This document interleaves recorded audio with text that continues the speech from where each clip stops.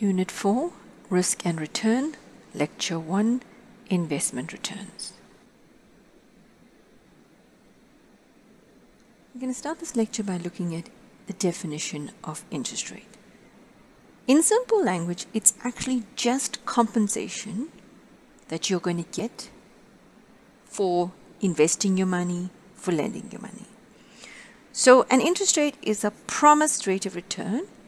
It's denominated in some unit of account. That unit of account can be a currency or even purchasing power over some time period. And those time periods can be years, months, even days. When talking about interest rates, it's very, very important to be able to distinguish between nominal interest rates and real interest rates. Now, we want our money to keep pace with inflation. So every year, our money will grow by at least the inflation rate. So your nominal rate of return is the interest rate that allows for the growth of your money, including inflation. The real interest rate is the growth of your money over and above inflation. So we would like the difference between the nominal interest rate and inflation to be positive, and that is your real interest rate. We're going to look at a simple example to help understand the concepts of nominal and real interest rates. So over the past year, you've earned a nominal interest rate of 10% per annum on your money. The inflation rate during this period was 5% per annum. The question is asking, is the exact actual growth rate of your purchasing power? In other words, what the real interest rate is. Now, the formula that we have here looks a little bit complicated. So little r is your real rate of interest, capital R is your nominal interest rate, and I is your inflation rate. And what we see using this formula is that your real interest rate using this formula gives you 4.8%. However, if you wanted to approximate it, and most of the time this approximation works, you will literally just take nominal interest rate minus inflation, and that comes to 5%. So if we round off our 4.8%, we would actually end up with 5%. Now, we've spoken about the factors that affect interest rate before, but we will revise it briefly here. Since interest is the price of money, basic economics says that supply and demand will determine its equilibrium rate. Now, when we talk about government actions, we're actually talking about the actions of the Reserve Bank here, and we know that the Reserve Bank engages in open market operations, that is buying and selling government bonds. They also influence the interest rate through the reserve requirement, increasing or decreasing it, and through the repo rate, the rate at which commercial banks borrow money from the Reserve Bank. And the expected rate of inflation, we know that inflation targeting is a policy used by the Reserve Bank, and if inflation goes up, then usually interest rates go up to try and dampen the inflation, and vice versa. Now, when we did Unit 3, Time Value of Money, we introduced the concept of the effective annual rate.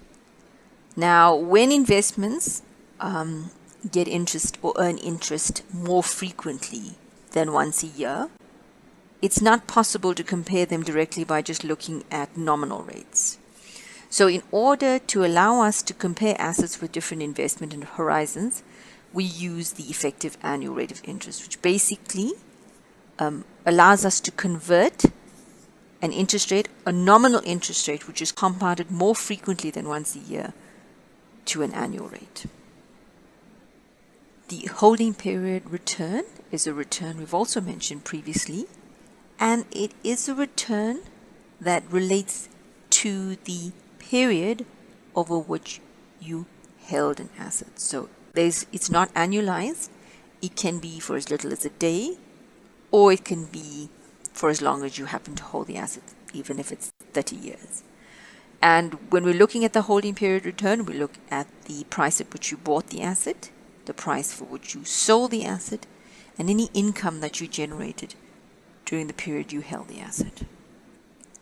Now we're going to move on to understanding how investment returns are calculated for single assets, and eventually we'll move on to looking at portfolios of assets.